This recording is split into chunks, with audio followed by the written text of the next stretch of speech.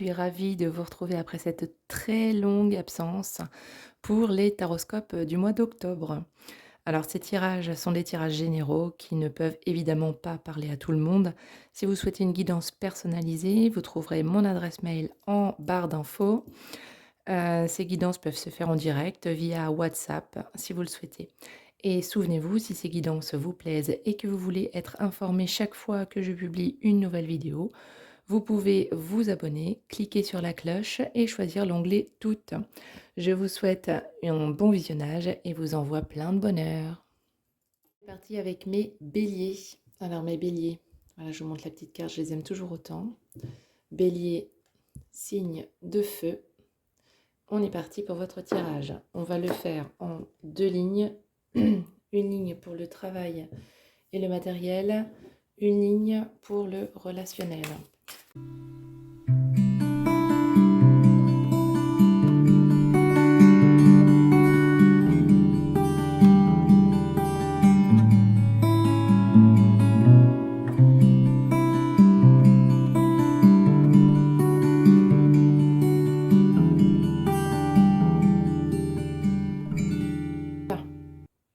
Alors, on va donc commencer la lecture des cartes. Alors, pour tout ce qui concerne la vie professionnelle ou matérielle, parce que parmi vous, il y a peut-être des gens qui ne travaillent pas ou plus, donc ça va concerner plutôt la vie matérielle et ça, la vie relationnelle, sentimentale. On ira voir dans d'autres vidéos plus en détail la ligne sentimentale, mais ça concerne en tout cas le relationnel, peut-être même le sentimental. Alors, par rapport au domaine du professionnel, donc mes béliers, vous avez le 10 de coupe. Ça veut dire que vous vous sentez très très bien. Là, vous êtes tranquillement au coin du feu en train de profiter. C'est le bonheur total et général. Donc pour ceux qui travaillent, aucun nuage à l'horizon au niveau du travail. Et pour ceux qui ne travaillent pas ou plus, eh bien, vous êtes très bien dans vos pénates et tout roule, tout va bien. Voilà, donc pour ceux qui travaillent, aucun nuage à l'horizon, ça veut peut-être dire aussi que vous venez de trouver le poste qui vous convient ou voilà, en tout cas, tout va bien. On a ici le valet d'épée. Le valet d'épée, donc c'est une énergie jeune, des projets jeunes.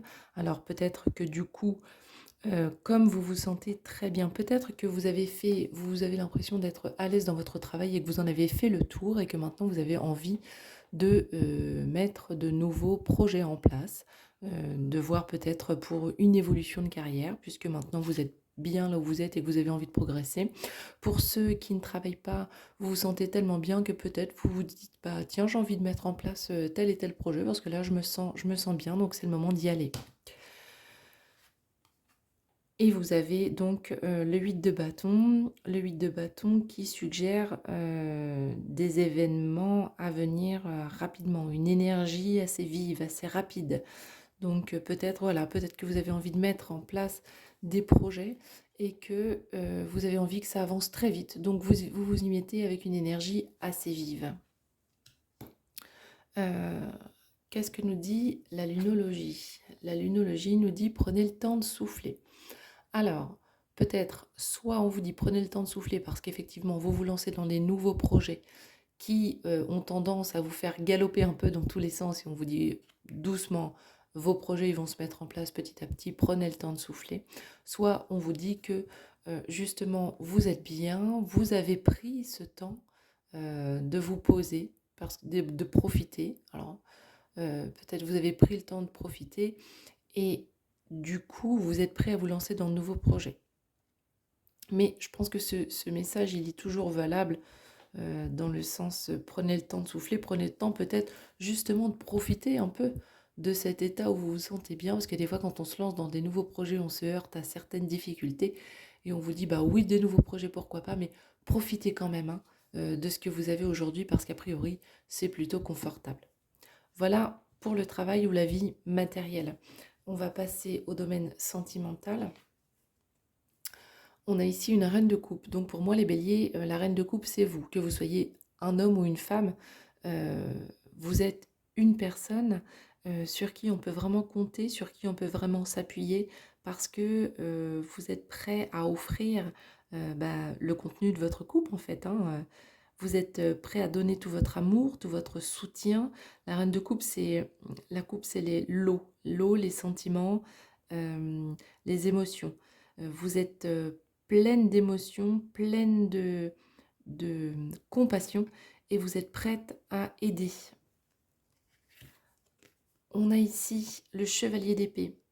Et ben, ça rejoint un peu, j'ai envie de dire, la reine de coupe, parce que la reine de coupe, elle est prête à offrir, reine de coupe, la reine de coupe, elle est prête à offrir ce qu'elle a à offrir, hein, ce qu'elle a à donner, donc le contenu de sa coupe.